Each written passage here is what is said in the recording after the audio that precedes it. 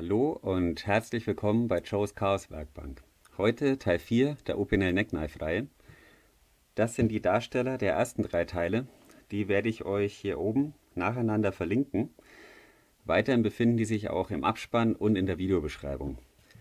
Auf meinem Kanal gibt es auch eine Opinel Neckknives Playlist. Bei Interesse kann man da auch mal einen Blick riskieren. Okay, dann fange ich mal an. Es ist noch gar nicht so lang her, da entdeckte ich diesen Kanal. Und zwar mit diesem Video. Er nahm einfach einen relativ starken Neodym-Magneten. Bei ihm, ich glaube, das war die Tragkraft von ca. 11 Kilogramm. Das ist schon nicht schlecht. Und ja, das hat gut funktioniert. Ich habe auch schon ein Neckknife hergestellt mit Neodym-Magneten. Das Video verlinke ich euch hier. Das ist allerdings in der Herstellung etwas komplizierter, der ganze Aufbau ist komplizierter und das Konzept ist eigentlich auch nicht ursprünglich als Neckknife geplant gewesen, es hat sich durch Zufall ergeben. Okay, weiter. Das mit diesen recht starken Neodym-Magneten hat mich wirklich gereizt. Ich habe dann auch angefangen rumzuwerkeln und wenn euch das Ergebnis interessiert, dann bleibt bitte dran.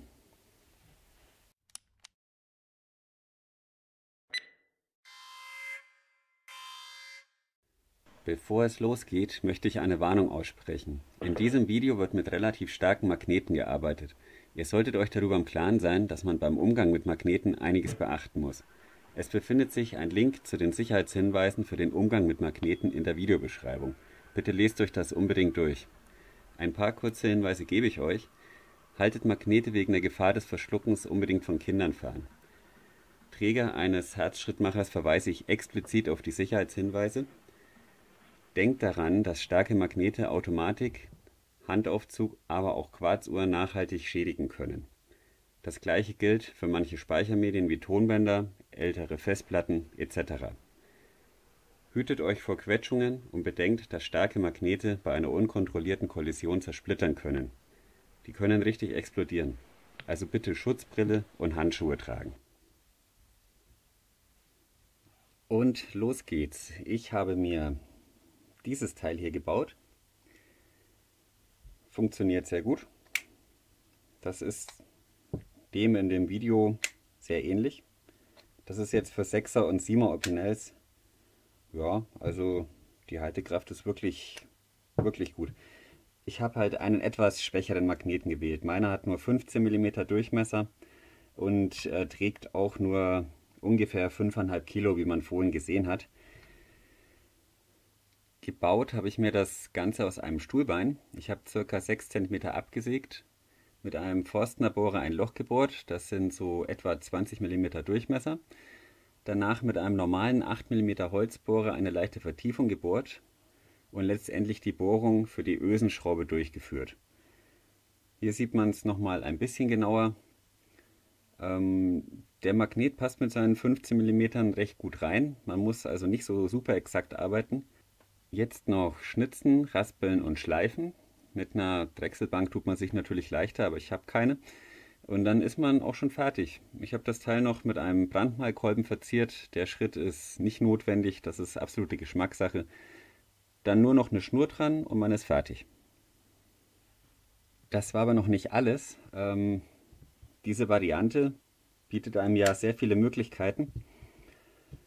Ich hatte noch ein altes Stativ rumfliegen, das defekt war.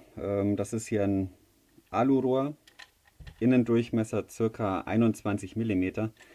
Ich habe mir 4 cm davon abgesägt, mit einem Besenstiel mir ein passendes Rundholz gemacht und das dann da reingepresst. Das passt jetzt wirklich sehr gut, zum Beispiel für 8er Opinels. Aber auch das 7er passt da gut rein. Und was ich zufällig rausgefunden habe, das ist ein Leatherman Micra oder Micra. Das passt da auch gut rein. Also das ist schon witzig. Auf jeden Fall bin ich damit auch sehr glücklich.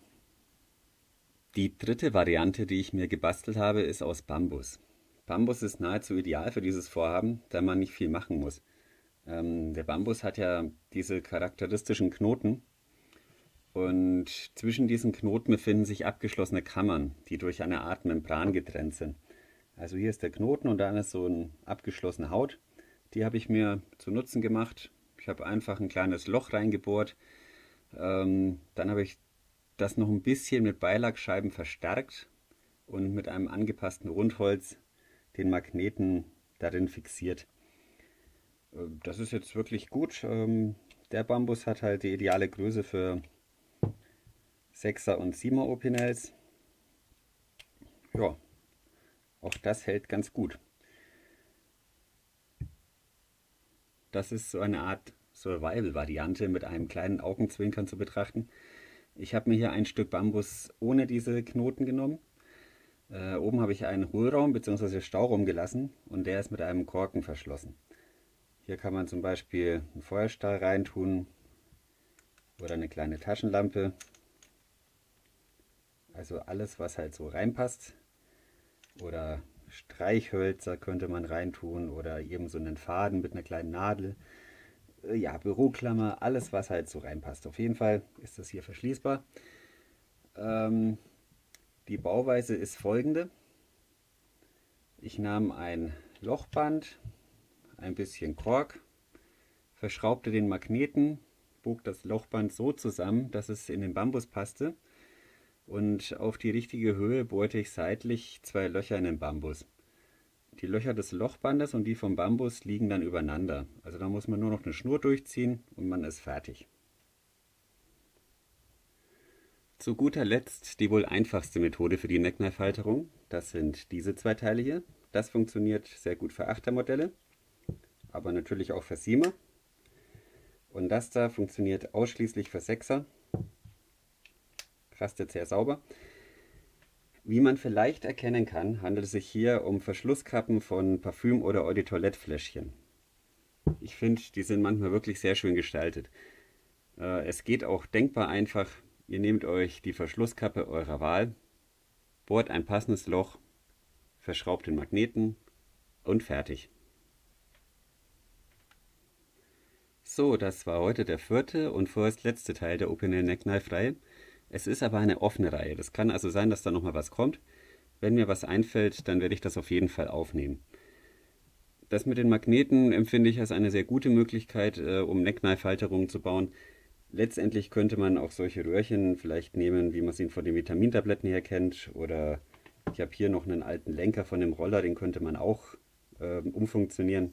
Letztendlich geht fast jedes Rohr, wie man gesehen hat, hier, das ist Alurohr. Man kann sich auch aus Holz was zusammenzimmern. Ja, das ist auf jeden Fall kein Problem. Letztendlich geht alles, wo man den Magneten reinbekommt. Wie erwähnt, beachtet bitte die Sicherheitshinweise für den Umgang mit Magneten. Schaut diesbezüglich nochmal auf den Link in der Videobeschreibung. Okay, dann war es das. Ich möchte mich für eure Aufmerksamkeit bedanken, wünsche euch alles Gute, bis zum nächsten Mal, eure Chaos Werkbank.